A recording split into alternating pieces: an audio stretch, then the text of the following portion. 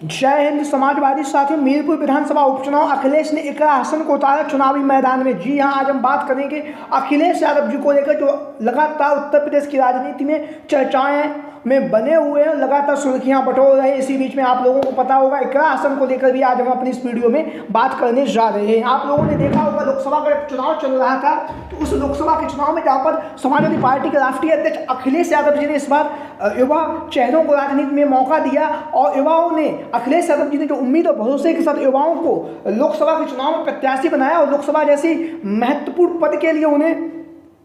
दावेदारी दी, तो उसके बाद भी आप लोगों ने देखा होगा युवाओं ने समाजवादी पार्टी के साथ कंधे से कंधा मिलाकर, अखिलेश यादव जी के साथ में कंधे से कंधा मिलाकर लगातार चुनाव प्रचार किया। चुनाव प्रचार करने के साथ साथ अखिलेश यादव जी ने जिस उम्मीद और भरोसे के साथ उन्हें लोकसभा में प्रत्याशी बनाया था, उस उम्मीद और भरोसे पर वो खरे भी उतरे हैं। और उन्होंने भारतीय जनता पार्टी के जो प्रत्याशी थे, कद्दावर नेता थे, एजेड नेता थे, उम्रदराज नेता थे, अनुभवी नेता थे, उन्हें चुनावी मैदान में पटकनी भी दी है। तो भारतीय जनता पार्टी के जहां पर कद्दावर नेताओं को हराने के बाद समाजवादी पार्टी के मुखिया अखिलेश यादव जी ने जिन युवाओं पर भरोसा जताया, उन युवाओं ने अखिलेश यादव जी के जो विश्वास को कायम रखा और विश्वास कायम रखने के साथ साथ अखिलेश यादव जी के नेतृत्व में समाजवादी पार्टी के 37 सांसद भी जीत कर सदन में पहुंच चुके हैं। और समाजवादी जो पार्टी है वो उत्तर प्रदेश की सबसे बड़ी पार्टी बनी है, जिसके सबसे ज़्यादा सांसद जीते हैं, और देश की तीसरी सबसे बड़ी पार्टी बनी है जिसके सबसे ज़्यादा जो सांसद हैं वो जीते हैं। तो वहीं पर आप लोगों को पता होगा, आज हम बात करेंगे मीरपुर की विधानसभा सीट को लेकर। मीरपुर की विधानसभा सीट को लेकर अगर हम बात करें तो यहाँ से 2022 के चुनाव में समाजवादी पार्टी के मुखिया अखिलेश यादव जी और राष्ट्रीय लोकदल जिसके राष्ट्रीय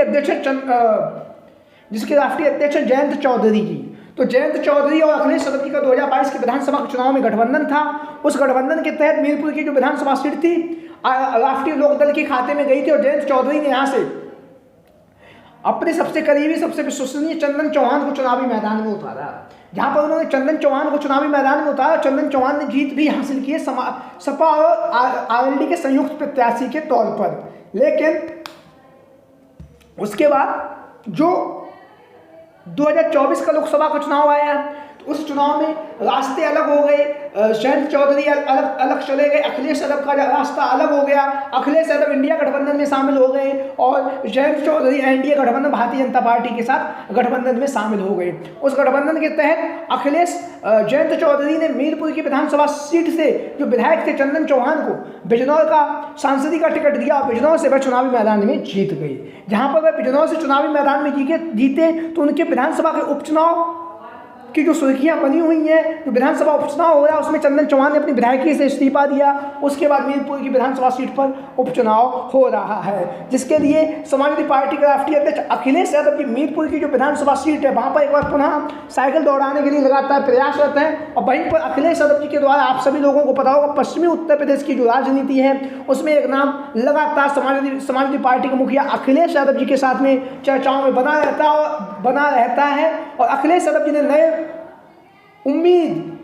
भरोसे के साथ युवाओं को आगे बढ़ाए। ऐसे ही युवाओं में से एक जो नाम है वो है इकरा हसन। आप सभी लोग जानते ही होंगे, किसी परिचय के मोहताज नहीं है वो और न परिचय के मोहताज है। वहीं पर इकरा हसन के द्वारा लगातार समाजवादी पार्टी की जो है कैराना से वह सांसद निर्वाचित हुई हैं और वहीं पर उन्होंने भारतीय जनता पार्टी के कद्दावर नेता जो थे उन्हें चुनावी मैदान में पटकनी दी है कैराना की लोकसभा सीट से। तो कैराना की लोकसभा सीट से इकरा हसन ने जिस शानदार तरीके से जीत हासिल की और समाजवादी पार्टी की युवा नवनिर्वाचित सांसद हुई हैं, वहीं पर उनकी जब लोकसभा का चुनाव चल रहा था तब उनकी जिस तरह से फैन फॉलोइंग बढ़ रही थी, वो कहीं ना कहीं विपक्षी उम्मीदवारों को, विपक्ष के नेताओं को भी कहीं ना कहीं इकरा हसन को लेकर लगातार चर्चाएं बनती रही। आप लोगों ने देखा भी होगा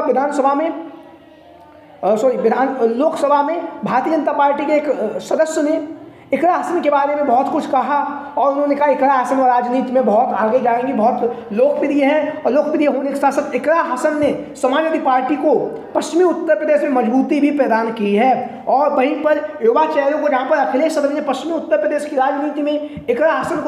को लोकसभा का टिकट दिया और कैराना से सांसद निर्वाचित कराने में बहुत ही महत्वपूर्ण भूमिका निभाई है। और वहीं पर इकरा हसन लगातार सांसद बनकर लगातार जनता के जो मुद्दे हैं उन मुद्दों को उठा रही है, लगातार जनहित के जो कार्य हैं वो लगातार कर रही है। हर प्रतिदिन जनता की समस्याओं को सुनने के लिए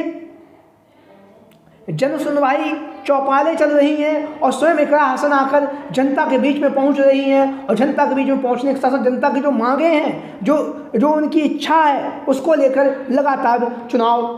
वह जनता के बीच में सुर्खियां बनी हुई हैं। वहीं पर अखिलेश यादव जी के द्वारा इकरा हसन को बहुत ही उम्मीद और भरोसे के साथ अखिलेश यादव ने कैराना से सांसद का टिकट दिया और इकरा हसन ने उस परीक्षा में वह पास हो गई और वह कैराना से सांसद बनी है। लेकिन अब जब उत्तर प्रदेश में 10 विधानसभा सीटों पर उपचुनाव होने जा रहा है तो पश्चिमी उत्तर प्रदेश की जो मीरपुर की विधानसभा सीट है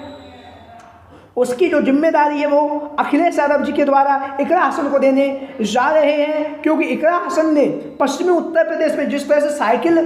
को मजबूती प्रदान की है वो भी कहीं ना कहीं काबिले तारीफ है। और इकरा हसन का जो प्रभाव है वो अच्छा खासा प्रभाव है, आसपास के क्षेत्रों में भी प्रभाव है। उनके जो पिताजी थे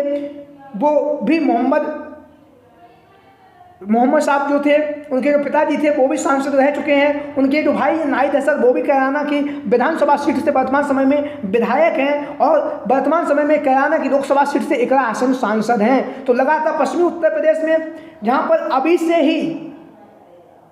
इकरा हसन जो है चुनावी प्रचार में जुटी हुई हैं, मीरपुर की विधानसभा सीट के साथ साथ 2027 का जो विजन है उसको लेकर भी अभी से इकरा हसन पश्चिमी उत्तर प्रदेश में समाजवादी पार्टी को मजबूती प्रदान करने के लिए लगातार जनसंपर्क कर रही, लगातार चौपालें लगा रही हैं और चौपालें लगाने के साथ साथ लगातार जनता के बीच में और जनहित के मुद्दों को उठा रही हैं। वहीं पर बात करेंगे मीरपुर की विधानसभा सीट से, अगर हम संभावित दावेदारों की बात करें तो यहाँ से समाजवादी पार्टी की तरफ से कादर राणा या उनके जो पुत्र हैं सारा राणा चुनावी मैदान में उतर सकते हैं। वहीं पर भारतीय जनता पार्टी की तरफ से यह जो सीट है आरएलडी के खाते में पहुंच गई है और आरएलडी की तरफ से यहाँ से चंदन चौहान की जो पत्नी है यासिका चौहान यहाँ से चुनावी मैदान में उतर सकती हैं। जयंत चौधरी यासिका चौहान को चुनावी मैदान में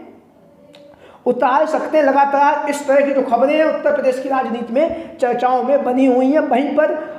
जो पश्चिमी उत्तर प्रदेश की जो राजनीति है कहीं ना कहीं अब जयंत चौधरी के सामने विकल्प के तौर पर अखिलेश यादव इकरा हसन को मजबूती प्रदान कर रहे हैं। और वहीं पर पश्चिमी उत्तर प्रदेश की जो राजनीति है उसमें इकरा हसन का जो कद है वो लगातार बढ़ भी रहा है और आगामी समय में जब 2027 का विधानसभा का चुनाव होगा तो कहीं ना कहीं पश्चिमी उत्तर प्रदेश की राजनीति में इकरा हसन का जो नाम है वो और ज़्यादा फैलेगा। इस तरह की जो रणनीति है वो अखिलेश यादव जी अभी से बनाकर चल रहे हैं, क्योंकि पश्चिमी उत्तर प्रदेश में समाजवादी पार्टी इतनी मजबूत नहीं मानी जाती रही है। लेकिन इस बार के लोकसभा के चुनाव में पश्चिमी उत्तर प्रदेश में समाजवादी पार्टी ने बेहतरीन प्रदर्शन भी किया है। मुजफ्फरनगर से